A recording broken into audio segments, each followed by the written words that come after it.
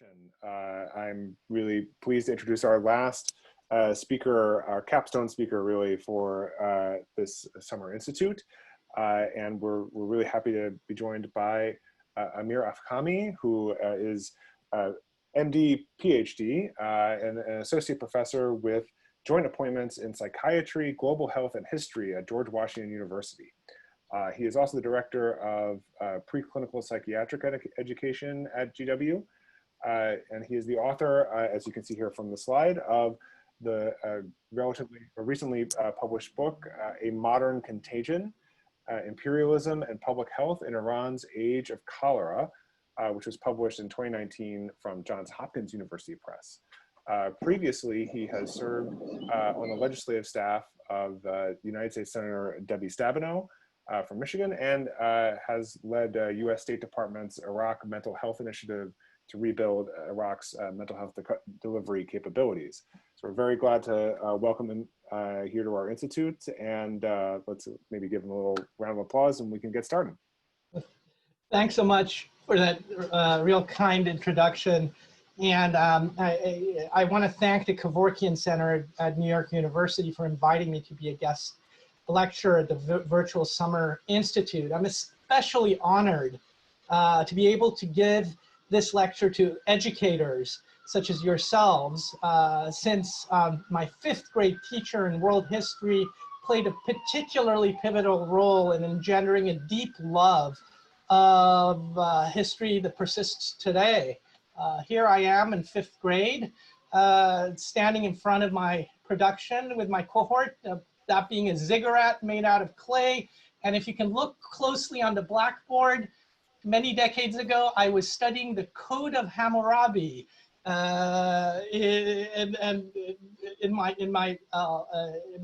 the piece of my world history on Mesopotamia and the roots of Middle Eastern civilization. Although cholera has been in the news recently, particularly the outbreaks post-cyclone in Mozambique and the outbreaks in war-ravaged Yemen, today I will not be talking about these events, but I will be telling you the story of the profound influence of this disease in shaping modern Iran during the 19th and 20th century by transforming its institutions, its governance, and perspectives on medicine, disease, and public health. Hopefully, if I have some time at the end or in the Q&A session, I'll also touch on how some of these features that I will be talking about have continuity or repeat themselves during Iran's current COVID-19 crisis. So, but for the uninitiated, let me tell you a little bit about the disease itself, the disease of cholera. Cholera is an infectious disease of the small intestine caused by strains of a comma-shaped bacterium, which you see up here, called Vibrio cholerae. It's generally acquired through the fecal or oral route, usually via the consumption of contaminated food and water. Within a matter of hours, the bacterium can colonize the small intestine, where it produces a toxin that causes profuse diarrhea and vomiting that can last for days. The short incubation time of the cholera bacillus is thought to be the reason for cholera being able to spread so rapidly through populations.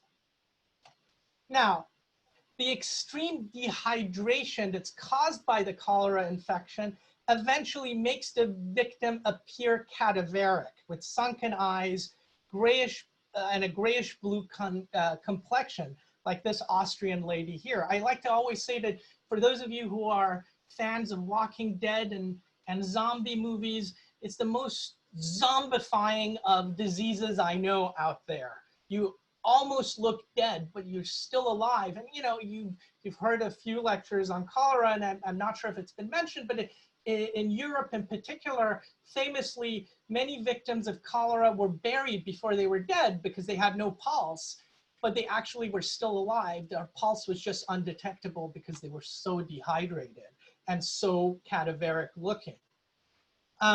Nevertheless, without treatment, the victims eventually succumb to this rapid dehydration, and electrolyte imbalances ensues, and you have systemic shock and death.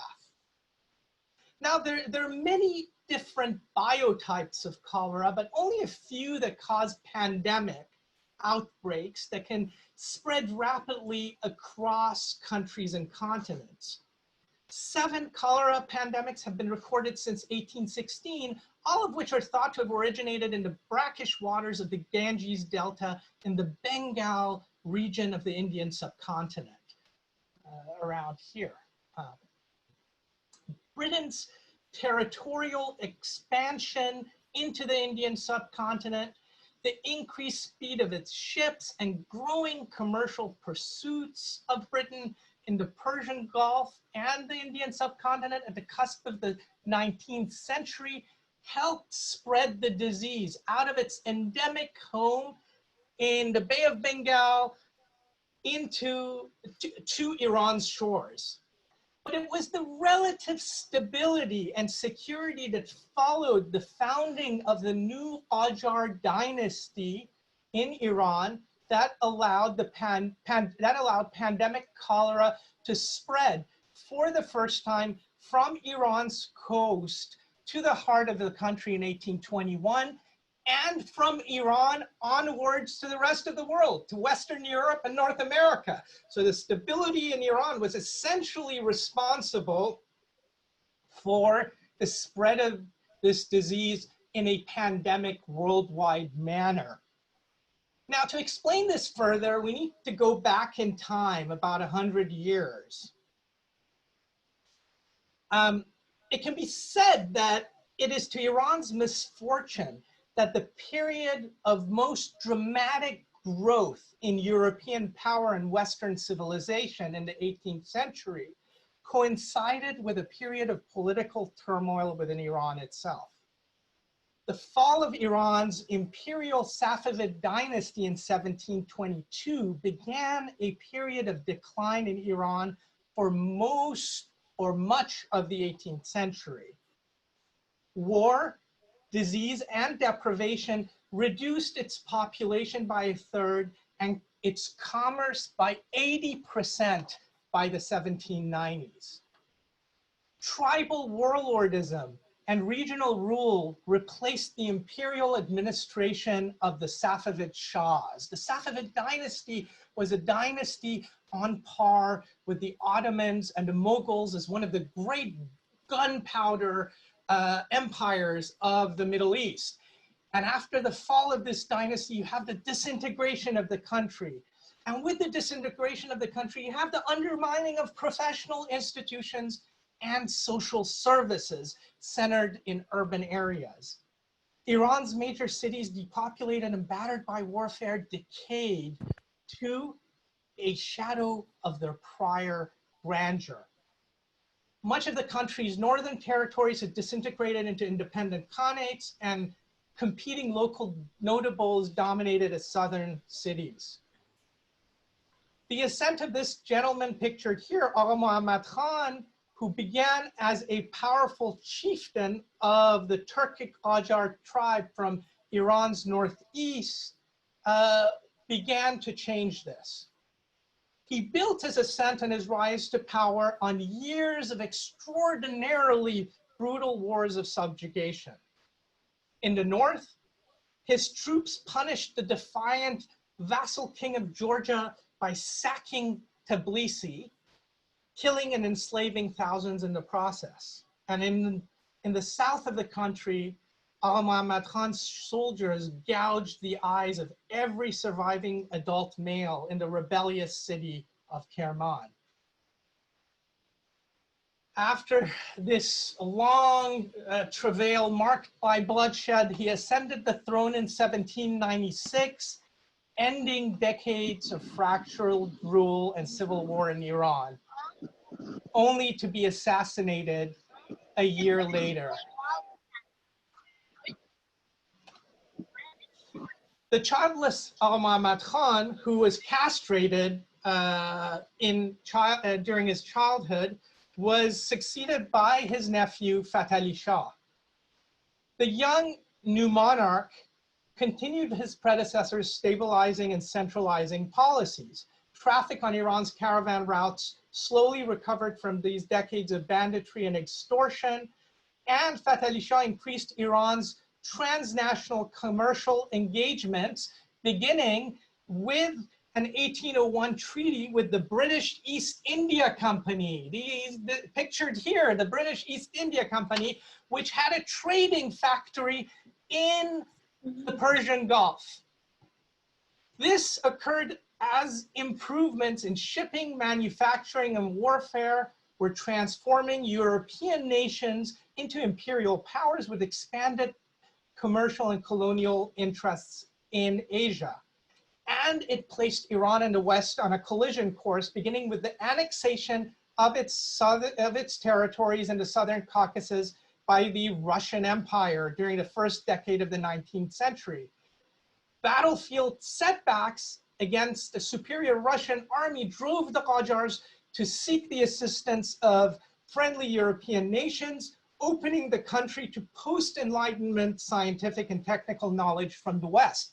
This is not dissimilar to what's going on in the Ottoman Empire, which opens itself to knowledge, modern technology from the West as a result of battlefield setbacks. Similar process is going on in Egypt under the Khedivate rule, where the desire to modernize the military opens them up to Western post-Enlightenment knowledge. Now, European powers approached the world with new ideas about the organization of the state, the rule of law, constitutionalism, all of which were alien to the Iranian world, but which gained traction amongst Iranian intellectuals who regarded the resurgence of Iran as a strong power in the adoption of these new and innovative forms of political and economic and scientific advances. Throughout the 19th century, Iranian intellectuals and activists sought to promote reform, but were faced with the objections of reactionary elements within Iran's ruling and religious establishment, and the ambivalence of European imperial powers, who were ultimately more anxious to maintain their balance of power regionally and economically and political control in Iran. Now, the stability and these transnational contacts not only allowed for the flow of information and new knowledge into Iran, it also opened the country to nationwide outbreaks of pandemic cholera almost every decade beginning in 1821 to its attenuation shortly after the First World War. Okay, so Iran opens up to the West, establishes trade with the British East India Company. British East India Company ships are coming from India, docking on the Persian Gulf, whereas the disease would have died on those shores. Now that the roads are safe, now that centralized authority is reestablished in the 19th century, this gives the disease space to move from the south of the country into Iran's heartland, and then north into Russia and into the Ottoman Empire, and then into Western Europe several years later, and then into North America and Latin America. The dominant religio-humoral perspectives on the etiology of cholera began to really change in the middle of the 19th century as Iran began to introduce establish new institutions of learning in the country, beginning with the establishment of the first polytechnic, the Dar al-Funun, which was founded by Nasser-Eddin Shah's reformist prime minister, Mirza Taqi Khan Amir Kabir.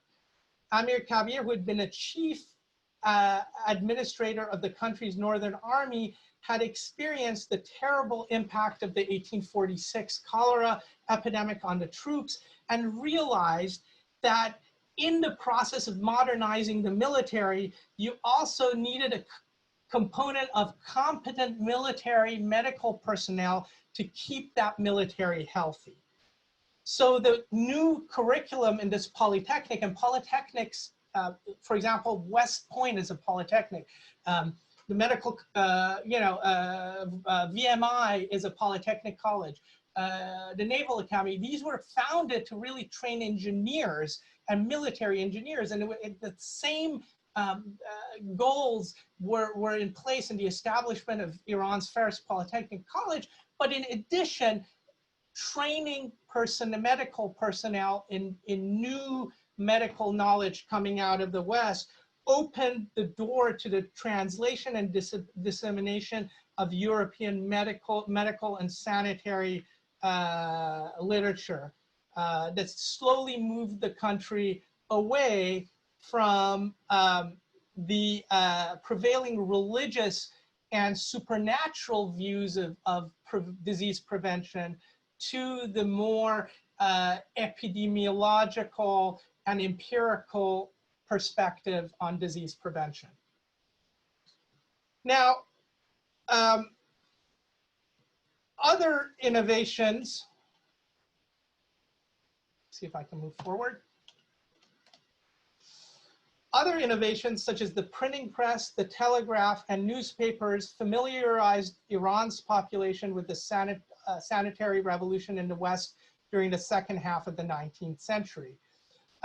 Just to go to the Western context, in the West, in the middle of the 19th century, really beginning in the late 18th century, but really seeing its fruition in the middle of the 19th century, you have the birth of the epidemiological school of science, where European physicians and scientists are keeping track of disease numbers, of patterns of diseases, on where diseases are occurring, whether there are particular inclinations that make one group more likely to get a disease than another.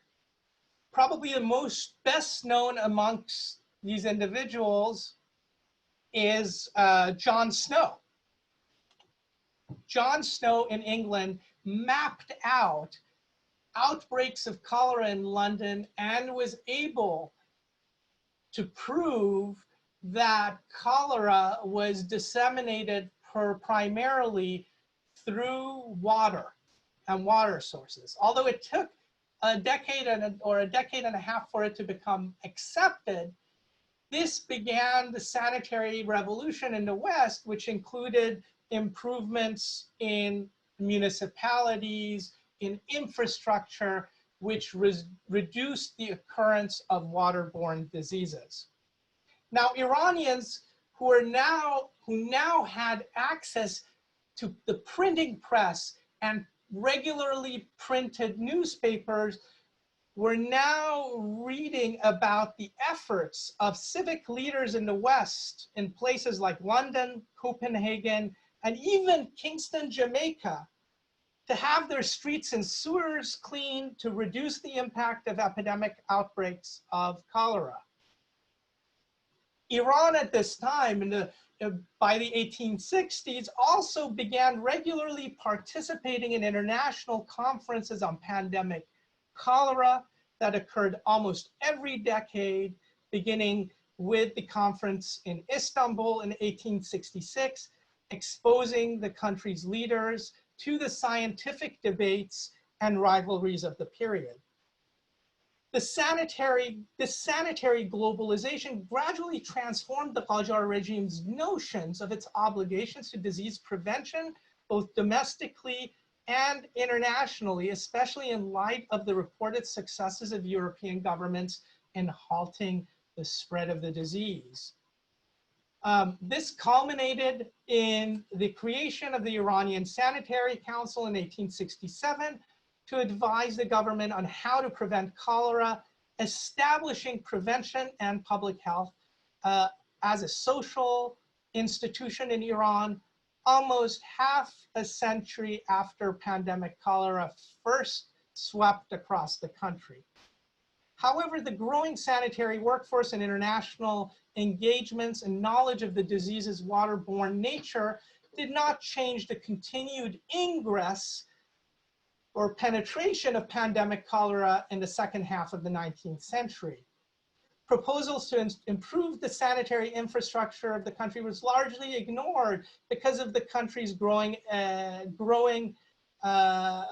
financial deficits, which had worsened with Iran's economic globalization in the second half of the 19th century.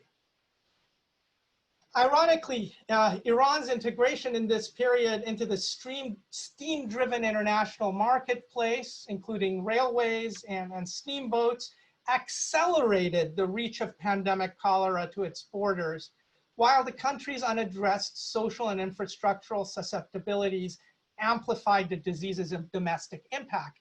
Now you can look here, this is the 1892 cholera epidemic. It really follows the trans-Russian railway and then via steamship across the sea. And the disease makes its way rapidly to northern Iran, much more rapidly than its usual trek via the Persian Gulf, thanks to the establishment of the Trans-Caspian and the Trans-Caucasian Railway and steamship routes that connected Iran and Iranian trade to the Russian Empire. Iran's Shiite Muslim religio-cultural norms, such as a belief that running water could not be defiled and the tradition of pilgrimage and transporting cadavers for burials at holy shrines, magnified the impact of pandemic cholera in Iran relative to the Western experience with the disease in the 19th century.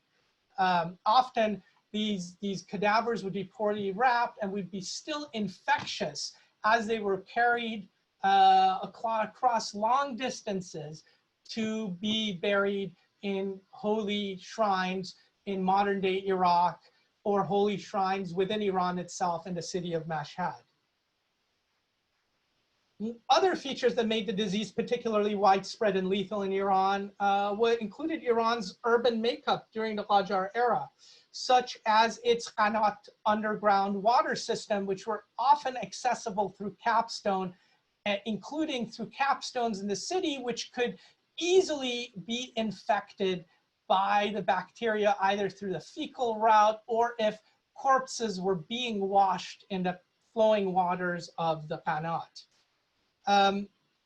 Low-lying bathhouses, overland sewage systems called jubes, and food insecurity, including severe nationwide famines conditions in 1870, 1872, and 1917, 1919, made Iranians more susceptible to infection by the cholera bacteria. The almost complete absence of civic leadership during the outbreaks permitted local forces to subvert the central government's authority. The epidemics also unmasked simmering anger at the West's growing stranglehold over the country's commerce. This manifested itself in episodes of violence against European financial interests and religious minorities under the diplomatic protection of Western powers. Shiite clerics were particularly effective in mobilizing popular discontent in the wake of the epidemics and cemented their role as leaders against Western encroachment and government exploitation at the time. And in many ways, it can be said that there is a direct line between cholera outbreaks in Iran and the Iranian Revolution of 1979, because the first instances of clerical leadership of revolt in Iran occurred during these pandemics. Fear of the disease helped the clerics mobilize the population against Western interest in Iran through boycotts, protests, and mass violence. I'll give you the example of the Najafi brothers, who were powerful Shiite jurists and business executives in the city of Esfahan in the last quarter of the 19th century. They prohibited their followers from trading or even coming into physical contact with non-believers in the wake of the cholera outbreaks in the 1890s. Of course, they had a secondary gain here because they were big business owners. So this was also their way of funneling business away from Westerners to themselves and native merchants. Their blistering sermons led to violent rampages against the city's minority business owners who often acted as European commercial agents. Other clerics followed suit, calling on Iranians to atone with God by boycotting Western products, discarding clothing made out of European textiles, and absconding from their contracts with non-Muslims. These events culminated in large nationwide demonstrations against an agreement signed by Iran's monarch, Nasiruddin Shah, Iran's monarch in the 1890s, Nasiruddin Shah, who had granted the British exclusive control over the growth, sale, and export of Iranian tobacco. Similarly, similar to the clerics, Iran's secular dissidents in this period used Western norms of public service, including interventions against cholera, as a yardstick to evaluate and criticize the government. They called on the Shah to reform Iran's sanitation, hygiene, and disease prevention efforts by implementing urban infrastructure projects and national vaccination campaigns along European standards. But the Qajar administration's persistent inability to translate intellectual progress into lasting institutional and infrastructural reforms in public health perpetuated Iran's vulnerability to cholera pandemic. At a time when large-scale outbreaks were increasingly rare in the West, thanks to the science of microbes, the germ theory of disease, and better sanitary methods in preventing germ-borne illnesses. This inability of the Qajar administration to establish a modern sanitary public health infrastructure and the resulting social and economic consequences of recurrent cholera led directly to the 1906 constitutional revolution, which established a parliamentary system of government in Iran.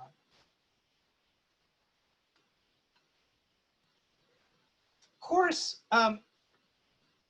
Iran's domestic problems are not the only barriers to the establishment of a working sanitary infrastructure to prevent cholera's ingress. Part of the problem also lay with European imperial rivalries, particularly the growing economic and political efforts by Russia and Britain to dominate the region. This was known as the Great Game, and controlling Iran's overland and maritime quarantines against cholera became a new front in the Anglo-Russian competition for influence in Asia, this great diplomatic Cold War that they were fighting against each other. This was happening at a time when Iran increasingly subordinated its sanitary regime, its prevention efforts, to imperial interests because of its fiscal and administrative shortcomings at the cusp of the 20th century. This sanitary struggle between Russia and Britain extended to the international stage, where the two powers pursued strategic regulatory concessions at international sanitary conferences that were meant to prevent the extension of pandemic cholera from India into Iran and onwards into Europe. So this rivalry not only had consequences for Iran, it had global consequences. Britain and Russia eventually resolved their decades-old Cold War in Iran with the 1907 Anglo-Russian Convention that divided Iran into agreed-upon zones of influence between the two powers, This is the British sphere separated by a dotted zone, and the northern area was a Russian sphere.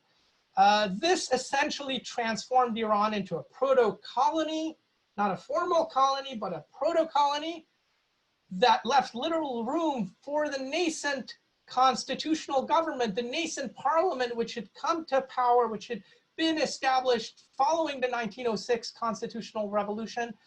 It left little room for this nascent constitutional government to enact the far-reaching structural reforms that was needed to halt the ingress of pandemic cholera.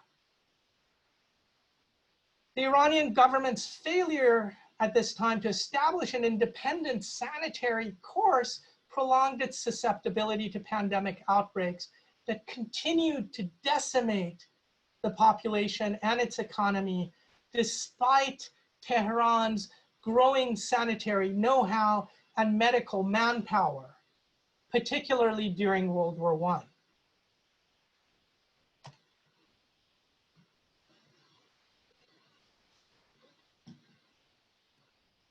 The First World War obliterated Iran's security and autonomy. Occupying military forces, which you can see here, this is a map from 1916. The sort of darker areas are Allied occupied areas. The lighter areas are Axis areas, Axis occupied areas, obviously, or Axis areas. Now, Iran was ostensibly a neutral country at the beginning, declared its neutrality at the dawn of World War I, but despite its neutrality, neighboring countries rapidly invaded it out of their individual interests, the British wanting to control their oil fields in the south, the Ottomans fighting cross-border skirmishes with Armenian and Assyrian freedom fighters in the northwest, and Russia coming into the country to basically counter the Ottoman Empire. So essentially it turned the country into one large battlefield, despite being a non-belligerent. And so the occupied military forces requisitioned foodstuff, disseminated epidemics, and the resulting displacement and famine worsened the occurrence and lethality of both local and imported infectious diseases. Large-scale outbreaks of bubonic plague, typhus, and almost yearly cholera epidemics between 1914 and 1918. The irony here is that Iran, ostensibly a neutral country during the war, lost as many citizens to war-related diseases as belligerent countries lost in the trenches. By the end of the war, Iran had lost, Iran's population, based on my calculations, had gone down from about 18 million to around 11 million. And its central government had very little power outside of the walls of Tehran. By any modern standard, Iran in 1918 was a failed state. Now, out of the ashes of the Qajar dynasty, you have, and this sort of failed state, you have the establishment of the Pahlavi dynasty in 1925, led by Reza Shah Pahlavi, a former brigadier general, who leads the most capable military contingent in the Iranian armed forces to seize the government in response to the country's precarious status, and puts the country on a new course based on reforms that are, again, based on precepts of secularism, nationalism, and a strong central government. Education and judicial reforms are effected that laid the basis of for Iran as a modern state and reduced the influence of the religious and reactionary classes. The new regime's success in modernizing its treasury and revenue collection allowed it to balance its budget by 1925. And this allowed Tehran to begin developing the infrastructure of sanitation and public health in urban areas by building on the administrative and intellectual developments of public health that had occurred in the previous century. It also allowed Tehran to take over contested British controlled quarantines in the Persian Gulf, in its territory in the Persian Gulf. Tehran's patronage of the newly inaugurated Pasteur Institute of Tehran gave the government the capability to domestically produce vaccines to immunize vulnerable populations against Asiatic cholera. The effective fielding of both domestically produced and foreign purchased vaccines in 1927 limited the impact of the cholera pandemic then to merely 700 deaths instead of the tens of thousands that were experienced prior to this. And this continued in the 1930s with this creation of the Razi State Serum and Vaccine Institute. And so when cholera returned in the 1930s and 1939, it no longer had the devastating impact of the epidemics in the 19th and early 20th century, slowly bringing an end to Iran's great age of cholera. But we really need to look to a more modern pandemic to sort of get a full grasp of Iran's advances. Iran's progress became apparent when a new El-Tor strain of pandemic cholera entered the country in 1965. Soon after the contagion crossed into Iran, Iran's Ministry of Public Health conveyed the bacteriological profile of the outbreak to the World Health Organization, which immediately sent experts to help establish a central reference laboratory in Tehran to type and confirm El-Tor cases. Like the current actually coronavirus, the El-Tor cholera was particularly virulent and difficult to contain due to its hardiness and high rates of asymptomatic infection that did not result in illness, but could still transmit the disease. To halt the spread, the Iranian government rapidly mobilized a sizable public health workforce to quarantine affected areas, closed its borders to countries that risked reintroducing the disease. Infected individuals were identified through laboratory analysis and treated with a powerful broad-range antibiotics supplied by the United States. Shiite pilgrims and others who were determined to be at higher risk of being infected were similarly obliged to undergo prophylactic treatment. The United States Agency for International Development and Peace Corps were key players in building Iran's public health workforce. The Pasteur Institute, which I mentioned before, helped build the country's vaccine production capabilities. This allowed Iranians in 1967 to develop a new vaccine against the 1965, against this new El-Tor strain that was 2 times more potent than its American counterpart, and instituted a compulsory national vaccination campaign that did not spare high officials or members of the royal family. These interventions largely limited the cholera outbreak to Iran's eastern half, and after several months, extinguished the epidemic altogether. Iran's northern neighbor, ostensibly industrialized northern neighbor, the Soviet Union, did not fare as well. Its policy was marked by secrecy, by non-collaboration with the international community, and militarizing the response to cholera by putting the Red Army in charge. As a result, the same strain persisted in the Soviet Union through the 60s and made its way all the way westward across the Soviet Union to present-day Crimea in 1974. So it persisted for almost 8 years, whereas Iran was able to bring the epidemic under control. Now, I'll ask you to indulge me a little bit, and I'm going to make some parallels with COVID-19. But before I go there, I want to make sure we have time to do that. Are we good? We're pretty good on time. We're at 3:30, so we have, half hour, 40 minutes left. Okay, all right. So just to draw some parallels with COVID. Well, for starters, what differentiates the Iranian experience with cholera from the Western experience, or for that matter, I would argue the Latin American experience, was the fact that vaccination and microbiology played a larger role in controlling large-scale pandemic outbreaks in the country than anywhere else in the world. Often cholera is seen as the prototypical disease in terms of modernizing public health infrastructure and sanitation. In London, with it brought about England's modern public works.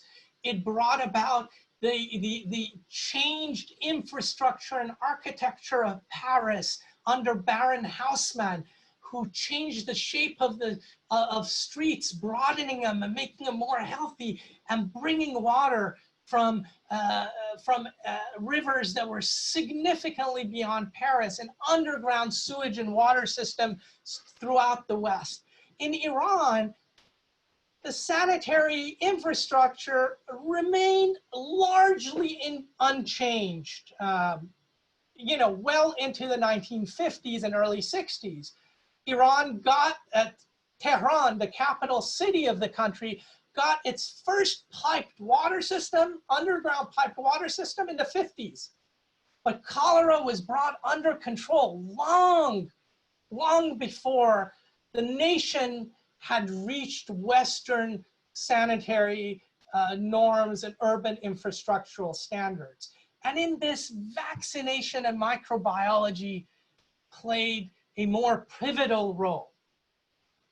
A second issue with Iran's experience is that in Iran, cholera affected the classes equally. The Western experience with disease is that often the lower classes, those who lived at lower altitudes, lived closer to potentially infected waters of rivers and sewage, tended to get infected more frequently and die more frequently. So it resulted in a lot of class-based disturbances.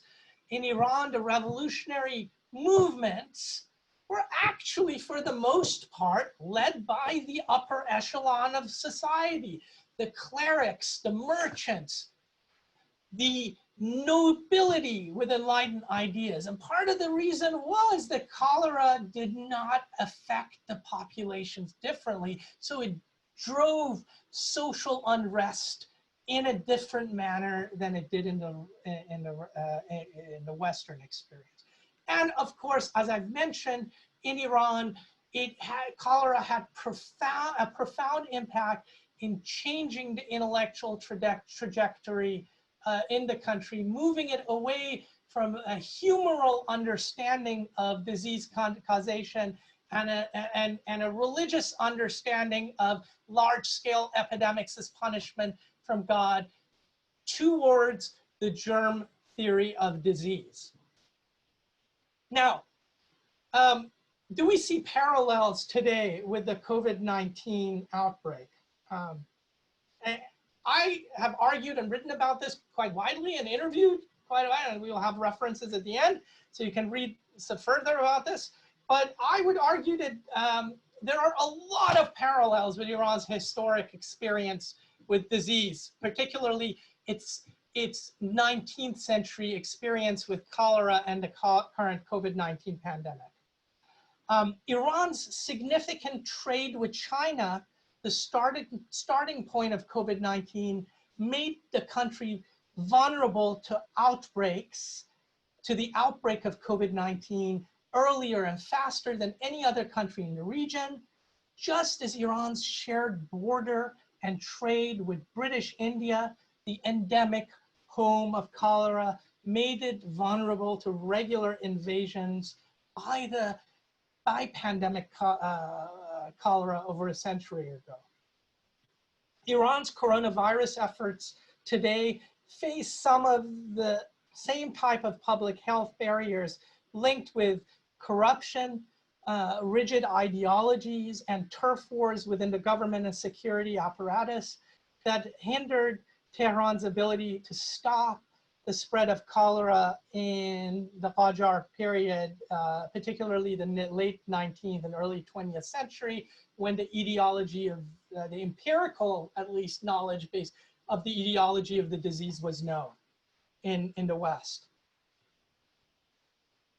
The conspiratorial views on the COVID-19 amongst Iran's leadership, most prominently the views held by Ayatollah Ali Khamenei, the supreme leader of the country, and some Revolutionary Guard commanders, that the US has manufactured the coronavirus as a biogenetic weapon against Iranians, and the variety of faith cures and folk remedies, including bootleg alcohol as a cure for coronavirus, which led to 400 deaths in the country, are reminiscent of the unscientific and unempirical views of water purity, which worsened the cholera pandemics in that era.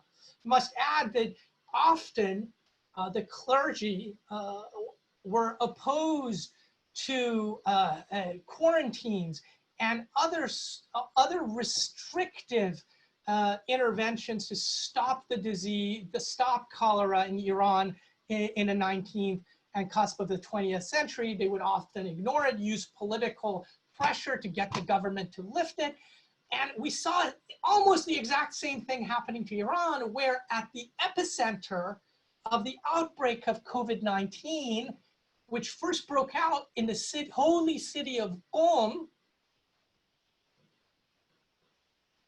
the clerics, the high cleric of the holy city of Qom, the representative of the supreme leader, refused to restrict access to the main Hazrat Fatimah shrine, the most visited shrine and mosques in the holy city of Qom, refused to restrict access, refused to insist on social distancing, and arguing that any talk in terms of around social distancing, quarantining, restricting access is part of a US conspiracy, and particularly a conspiracy, namely by President Donald Trump, to have hurt the prestige of Iranians. This was reminiscent to a letter written during the 1892 cholera epidemic, where the Marjai Taqlid of the period, Ayatollah Mamaqani, who was coming on pilgrimage to Iran with thousands of followers in a caravan, refused to be quarantined and refused to have his caravan quarantined when he was coming from an infected area in modern day Iraq, writing a letter to the prime minister arguing that these kinds of interventions are just conspiracies by Western non-believers to damage and harm the religious duties of good Shiite Muslims. So we see this continuity going on. Lastly, just as Iran's diplomatic missteps with European imperial powers, including giving up its quarantines to Europeans, just as its missteps with European imperial powers worsened its vulnerability to cholera, its current decades-old hostility towards the United States and for that matter, the West. Just to give you an example, Doctors Without Borders in March came to establish mobile field hospitals and ventilation units in Iran. It's an NGO, it's a French NGO. The Iranian government told them to leave, that they didn't need any help, even though they did, mainly because of this sort of this hostility. In addition to Tehran's regional entanglements, has deprived Iran of critical funds. Okay, Iran came to the IMF for loans, didn't get it. It has deprived Iran of equipment because of the ongoing sanctions. And most importantly, innovative diagnostic, therapeutic, and prophylactic knowledge as they are being developed in the West. That would ultimately help Iran battle COVID-19, both now and in the near future. So we see a similar connection to Iran's experience with cholera in the past. Now, I will stop here. I know I've covered a lot of ground. I've gone fairly quickly. I tend to be verbose, so maybe we can hone down on some topics that you would want me to shed more light on, be a little bit more clear about. I'll be happy to talk about that. And thank you so much for being patient with me. Well, thank you so much, Amir. If I could ask you to stop sharing your screen, it might make the Q&A a little bit easier that way. I agree. Okay. Let me see if I can get out. Yes. Yeah, good. There we go. I'm glad Peter has made it back too. He missed the beginning of this due to some internet trouble, but welcome back. Like I said at the top, we're going to run the Q&A. One more thing. Can I show you guys something I share? Oh, yeah, sure. Not a problem. I apologize. No, that's good. This is what happens when I've been up since 6 a.m. It's not, it should be ungodly to come to work at 6 a.m. That's when the poor residents are up rounding. So I do what they do. I want to share this with you for further reading. Let me see if I can share my screen. I don't need to do anything fancy here. If any of you are interested to read, obviously, you know, I cover everything I told you in further detail in my book. There's a couple of open source editorials that are like 1-minute read. You know, I know most of you here are already burdened enough with trying to do these. If you're like me and a teacher and trying to learn all these online platforms, you don't have time to sort of do a lot of sort of in-depth reading. Technology is hard enough. Here are some editorials I've written recently. It's not limited to that, but there's a bunch out there. You can Google me. But Amir, in my introduction, I was going to mention your WAPO and Foreign Affairs articles. I have the links. And the political one is actually a decent one because it talks about you know, this whole L-Tor pandemic that I mentioned, and I'll the connect. sure you know, send them to everybody, okay? Yeah, and the political one is open, unlike WashPo, which now has a firewall in foreign affairs. So. Sorry, I'll stop there. No, totally okay. So yeah, like usual, if you want to raise your hand and ask a question verbally, you're allowed to, or otherwise they'll come in through the chat and I'll read them. It looks like we have one already.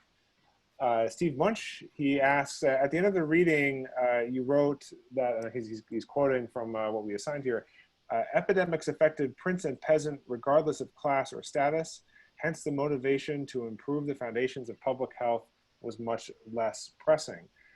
He says, this seems counterintuitive to me. If the wealthy or powerful were impacted by cholera, wouldn't that be a strong incentive? You raise a good point, because this sort of goes against what I also lectured by. What I probably should have verbalized a little bit better was that the reactions for political change were not as dramatic. Okay, it's a point of extent. And why were they not dramatic? Because it didn't cause social unrest like it did around class-based resentments. Okay, what you see in France, for example, I mean, famously, this is like best done, if any of you guys want to see a good foreign movie, The Horseman on the Roof, Le Cavalier sur le Toit by Jon Snow, wrote a book about this Austrian revolutionary escaping Austrian assassins, southern France, as in the 1830s, as a cholera is breaking out. And literally there are protests because, you know, and people are burning down institutions of civic authority because they think that the doctors are stealing bodies and burying them alive during cholera pandemic as a way of suppressing the classes. The clerics are seen in Western Europe as agents of the government because for the most part, the clergy was trying to toe the line of the central government. And so there's attacks against the clergy. So what you see in Iran, because of this sort of unified impact of cholera sort of across social board, the impetus for political change takes 70 or 80 years. It's not over. You don't have, you know, the revolution in Naples in the 1850s and the heel of cholera, or the uprisings and change in government in France in the 1850s. It's not as during the epidemic or immediately after the epidemic. It takes decades for the change to happen. Now, one more thing. There is one factor, though. In the case of the constitutional revolution, it was relatively faster. And the reason was that cholera itself it wasn't the first degree impact of cholera. I work in the Senate. We always talk about, having, the third degree, second degree impact, and how our political system should always look at second degree and third degree impact in public health, which they don't. But cholera did not have a first degree impact. It had a second degree impact, which then had a more provocative match to the powder keg. And that was the impact on Iran's economy. As a result of the cholera epidemic of 1904, Iran's, the price of foodstuff increased exponentially. And this, together with more draconian import levies placed by the government, was the spark to cause the constitutional revolution. Otherwise, I think, again, we wouldn't have seen probably change happening for some time. Does that, Steve, does that answer you? It's okay, you can push back if you don't, He seems not to be able to unmute, but yes. That's fascinating, though, if I could follow up on it a little bit, because, we tend to think, or there's been a lot of scholarship that tries to connect a lot of the constitutional revolutions that were happening both in the region and around the world. At this time, you had, Iran in 1906, 1907. You had in the Ottoman Empire, constitutional revolution in 1908, 1909. You had, similar types of movements in Mexico and Russia and in Japan around this time. Now, it's a little, the cholera is, of course, a pandemic, but doesn't affect everywhere equally. It never really comes up as an issue related to some of these other movements that are happening at the same time. But in this case, it sort of raises the question of like, well, have we just ignored this in the case of the Ottoman Empire or in the case of Russia or... Well, what's interesting is that the grievances were mainly economic in nature. Even, the 1890, 1892 pandemic, which really cements the role of clerics as leaders for revolutionary movements in Iran. But cholera becomes an agent to be able to whip up the population. But the grievances at the end of the day were about power and economics. Yeah, that makes a lot of sense. I have a question here from Fatemeh Hosseinzadeh. She asked if you can elaborate a little bit more on the pictogram of letters and the four humors and its connection to cholera. Sure. I was afraid to sort of go there, but I sort of wanted to. but I don't know if you guys realize there's stuff I skipped because I wanted to make sure I put enough time for our Q&A. I tend to always talk myself out of the Q&As. So, all right, here we go. All right, I'm not gonna go into sort of, I'm just gonna put it in just basic share screen. So if you look at this pictogram, on the left, you have the four humors. The humoral theory of the disease, also known as the Galenic theory of disease, was first introduced by Hippocrates in classical Greece. And then it was refined by Islamic scholars, most notably an Iranian scholar known as Ibn Sina. And sort of new elements were added to it. But the basics of it is, the basics of this theory is that the body, the organism, is made of four elemental humors: blood, yellow bile, black bile, phlegm, okay? And an imbalance in these humors caused by the environment, in the case of cholera, it was often thought that there was sort of an airborne element you know, bad fumes, bad odors. I mean, with the bubonic plague as well, as you know, and it's something from the environment. In the case of Ebnesina, it was argued also by food stuff, diet, can cause an imbalance in this 4 elemental humors. And to achieve wellness or health, you have to bring balance to these 4 elemental humors, either by getting rid of these excessive humors or counterbalancing it with opposing humoral dietary prescriptions. So what would happen is, for example, if you had an excess of blood, you'd have bloodletting, right? The tradition of lancing. One of our revolutionary founding fathers, Benjamin Rush, a certain professor at the University of Pennsylvania Medical School and the founder of the American Psychiatric Association, there's a precursor to the APA, was a big fan of Ebnesina's humoral theory and actually assigned a translation of Ebnesina's humoral theory at University of Pennsylvania Medical School in the early 19th century when he was still teaching after the revolution there. So this was very much part of our experience. So this is one element, and I can sort of talk a little bit more about that. The other element that existed side by side with humoral theories, this tended to be like allopathic medicine. This is sort of this was seen as sort of mainstream medicine. People would go and learn humoral practice and the medicines associated and the diets associated with it through working with a sort of more senior and seasoned doctor. And this goes back throughout Iran's history. If you watch The Physician in Netflix, sort of a European guy travels to work with Ibn Sina to learn his craft from him in the city of Esfahan. Then much of this allopathic medicine had degraded during this century of civil war in Iran in the 18th century. And so actually religious tenets of medicine, particularly vis-a-vis epidemics and sanitation, had come to the forefront. And those religious tenets mainly saw God or the divine as being the main agent of illness and epidemics. And with that, you know, in the Quran, there is the jinn as an agent. The jinn is, I hope someone in these lectures have talked about it, smokeless being, can do good and mischief at the same time. And a sting by a jinn can cause epidemics.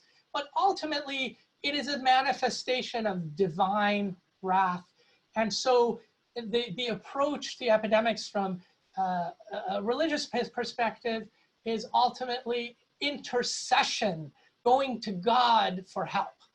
And in the Iranian case, intercession meant the practice of jaf, using pictograms and letters associated with the name of God or with verses in the Quran and the Surah that basically beseeched God's curative and protective intercession. Now, this is very similar to the Kabbalah and the Jewish tradition.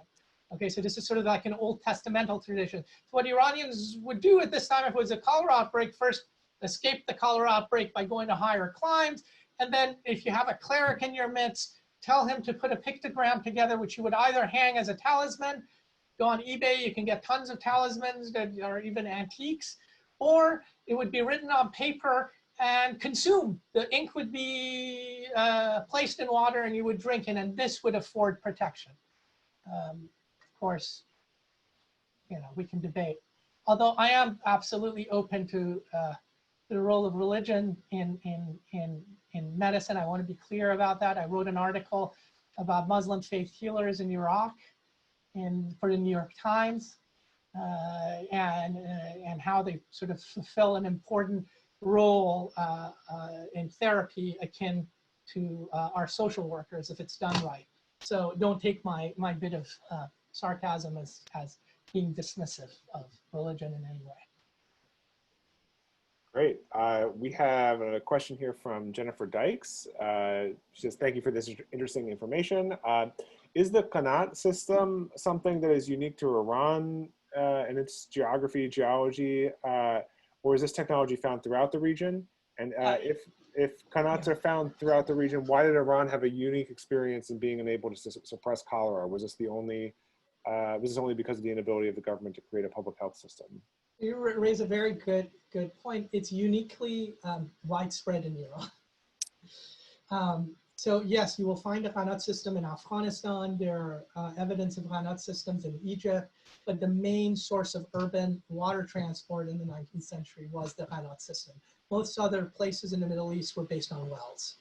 And, you know, and we see this, I talk about it in my book, during cholera outbreaks in Iran, for example, within religious communities like Jewish communities, where because of legal issues, they could not access the mainstream qanats. They had to rely on artesian wells within, you know, the Jewish district or their homes. And so often, in a kind of converse manner, they were protected from these pandemics.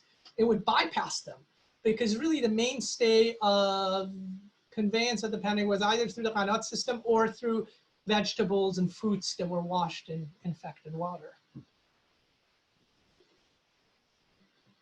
I hope that answers the question.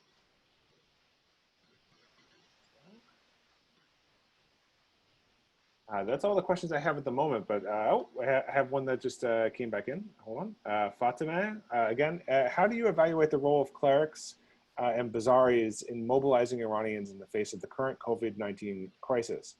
Would you think that their influence over the people has changed after the 1979 revolution? You know, it's a unique time. I mean, I'll give you a sneak preview. I just did an interview with the Post sort of vaguely about this to touch his peripherally on some of these. I think as a scholar of Iranian history, Iran watcher, and a practitioner of public health, despite, you know, we can all sort of be cultural relativists all we want, but I have empirical measures. And I'm not saying Iran is unique by any ways, but the Iranian government has bungled its approach to COVID-19 from day one. Why is it bungled? I mentioned some of these things. It didn't intervene early against the outbreak when it broke out for religious reasons. It didn't take the outbreak seriously to get people to come out and vote during its parliamentary elections in February, early February, when the first cases were reported. It continued to have regular intercourse with China through its Mahon Air, hundreds of flights in January and February. It was still exporting personal protective equipment in February to China. So I can go on. It's sort of a myriad of evidence. And then it took, the Iranians took them 2 months to close down religious centers. So all of the, you know, we can get into all of this, but for all these reasons, it is recognized in Iran that the government's response was wholly inadequate, if not poor. And it goes from bad to worse because a BBC investigational piece showed that the government has been, based on government papers, has been actually purposely hiding the number of infections in the country. And before it was a conjecture by people who would do, I would sort of do projective analysis and say, this doesn't make sense. You know, now they actually have, I mean, I don't know how much faith I put on BBC, but I think BBC is pretty, you know, their investigative pieces are pretty genuine. So they've shown that the Ministry of Public Health has been hiding infection rates, has been hiding the number of cases in the country. Now, under normal circumstances, okay, you know, things are going badly, you know, what's new? But this is happening in the heels of a downing of a Ukrainian jetliner by the Iranian military, okay? Hugely embarrassing, you know? You know, multiple explosions throughout the country, which, you know, some have said, you know, some of them might be sabotaged, maybe, but these explosions in major power plants and medical centers, most likely not sabotaged. And frankly, if you look at numbers, there's been less meltdowns of these centers, and fires in major infrastructural places than this time last year. So all of this is degrading the prestige of Iran's central government and the supreme leader, particularly because in March, Iran militarized its public health response. response to COVID-19 was put under the auspices in Iran of the chief of staff, who in the Iranian constitution is not answerable to the president, but to the supreme leader. So this has been eroding the religious leader and sort of, so overall, it hasn't been a return to religiosity, quite the reverse. I think people are realizing the venal nature of religion and power in the Iranian government. Excellent, thank you. See, I think we don't have any more questions in the chat. Let me just double check if anyone has their hand raised. We're right at 4 o'clock. We have a couple of things to take care of after this, but you can hang in for a minute or so. Yeah, and I think I'm with all of you soon, right, at 10? Sorry? I'm doing something with everybody on the 10th. Oh, yes, on Monday. So yeah, you'll be back with us. Either way, you'll be back with us on Monday. And that's for our, what we call our recitation section. Yeah. Which you'll have an opportunity to sort of observe the teachers working in their small group asynchronous work, or recapping that from the next week. And also they'll have a chance to ask follow-up questions that way. All right, so if there are no more questions, I want to thank you once again for a great presentation and for answering our questions and for joining us next Monday. This has really been a fantastic institute, and I'm really glad that we got to cap off with your presentation for sure. No, it's been my pleasure. I'll see everybody on Monday. Okay. Take care. Have a good afternoon.